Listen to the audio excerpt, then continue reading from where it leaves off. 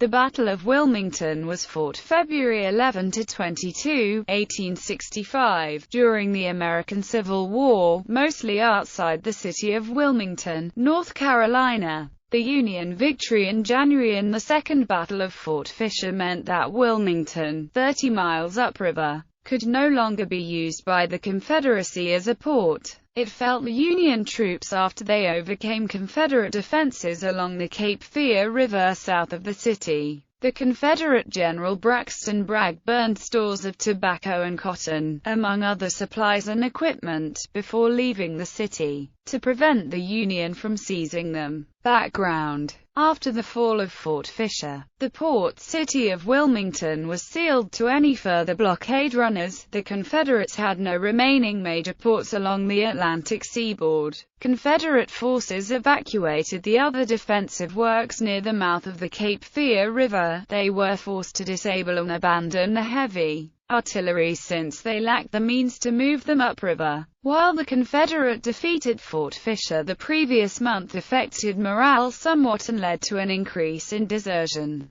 the remaining soldiers also reported that morale remained high. General Braxton Bragg commanded the defenses of Wilmington. His field forces consisted of General Robert F. Hoke's division from the Army of Northern Virginia and some heavy artillery men and home guard. Hoke commanded 3 of his brigades on the east side of the Cape Fear River. Along Sugarloaf north of Fort Fisher, Hoke's 4th Brigade occupied Fort Anderson on the west side of the river. Bragg remained in Wilmington in order to remove a stockpile of government stores and also to prevent the Union forces on the coast from reinforcing. Major General William T. Sherman's army, Union General-in-Chief, U.S. Grant, wanted to use Wilmington as a base for an advance to Goldsboro, North Carolina. Rail lines from the coast to Goldsboro could be used to resupply William T. Sherman's armies, which were then moving north through the Carolinas.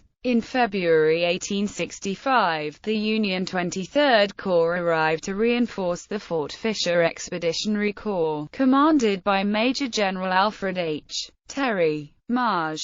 Gen. John M. Schofield took command of the combined force and started moving against the city in mid-February. Battle. Sugarloaf Line. The Battle of Wilmington consisted of 3 smaller engagements along the Cape Fear River. A Confederate division under Major General Robert Hoke occupied the Sugarloaf Line north of Fort Fisher. On February 11, Schofield attacked Hoke's Sugarloaf Line with Alfred Terry's corps. The engagement started in the morning with a bombardment by Union gunboats along the Atlantic side of the fortifications. A half-hour later, Terry started his advance, but his left wing was hindered by a swamp located along the river. By late afternoon, Schofield and Terry had overrun the Confederate skirmish line but then concluded that the main Confederate works were too strong to be captured by frontal assault. Schofield decided that he had to capture Wilmington from the western side of the river. Next, Major General Jacob D. Cox's 3rd Division, 23rd Corps was ferried to the west bank of the Cape Fear River to deal with Fort Anderson,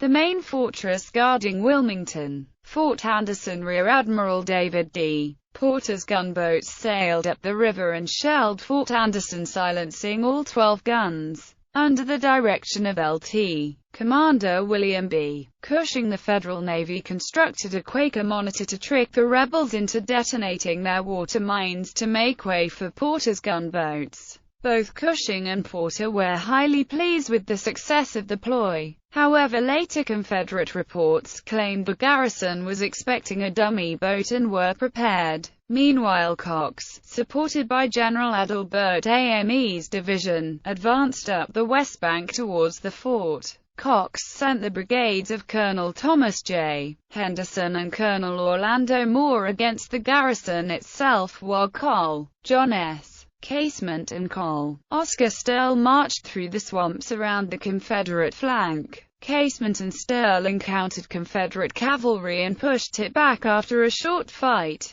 The fort's commander, General Johnson Haggard, sensed the trap and received confirmation from Gen. Hoke to pull back to a defensive line along Town Creek to the north. Just as Haggard's troops began their retreat, Henderson's brigade attacked, thus taking the fort rather easily along with a few prisoners. Town Creek Cox pursued Haggard from Fort Anderson, and on February 19 caught up to the Town Creek line, while Hoke's division retreated to a position 3 miles south of Wilmington, across the river from Haggard's force. Terry followed Hoke cautiously, worried about being surprised by an ambush or by a flank attack from his right.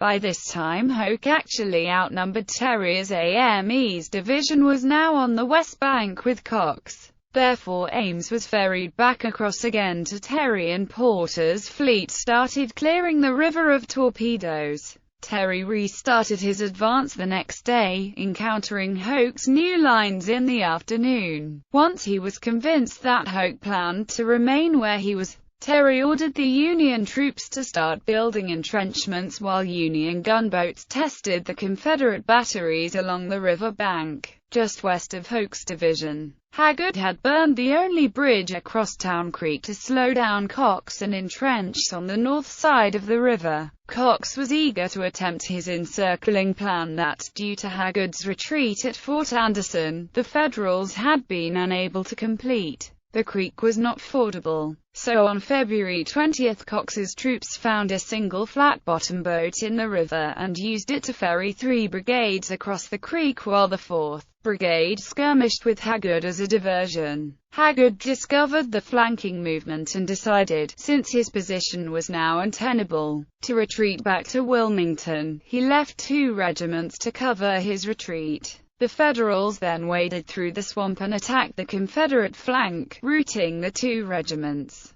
and taking 375 prisoners along with 2 pieces of artillery. The next day Cox rebuilt the destroyed bridge, and Schofield artillery crossed, and along with Porter's gunboats both were within range of the city itself. General Bragg saw the hopelessness of the situation and ordered the city abandoned. On February 21 Cox's division continued its march toward the city, but was delayed by the destroyed bridges across the Brunswick River and by Confederate cavalry. While Hoke's division continued to hold off Terry's command, Bragg used the 21st to evacuate Union prisoners located there. While evacuating anything of military value, he also ordered bales of cotton and tobacco burned so that they would not fall into Union hands, along with storehouses, foundries, shipyards, and ships. Bragg retreated with his forces at 1 a.m. On the 22nd, Cox's corps entered the city after 8 a.m., with Terry's forces entering an hour later. Aftermath: the Battle of Wilmington closed the last major port of the Confederate States on the Atlantic coast. Wilmington had served as a major port for blockade runners, carrying tobacco, cotton, and other goods to places such as Great Britain, the Bahamas, and Bermuda. Much of the supplies for the Army of Northern Virginia came through Wilmington. Now with the port closed, the Union blockade was complete. The Confederates were unable to find another port along the Atlantic seaboard to replace Wilmington. Bragg came under severe criticism from the press for the Confederate defeat in the Wilmington campaign. Several members of the Confederate Congress also directed criticism towards Confederate President Jefferson Davis and called for his resignation. Bragg's forces from Wilmington retreated towards Goldsboro, North Carolina, where it united with other Confederate forces commanded by General Joseph E. Johnston. The capture of Wilmington gave Sherman's forces a base of supply and a supply route to the sea. Schofield was forced to spend some time repairing the damage caused by the Confederates to the rail lines near the city. He was also forced to use supplies earmarked for Sherman to help paroled prisoners sent to Wilmington and the civilians still living in the city.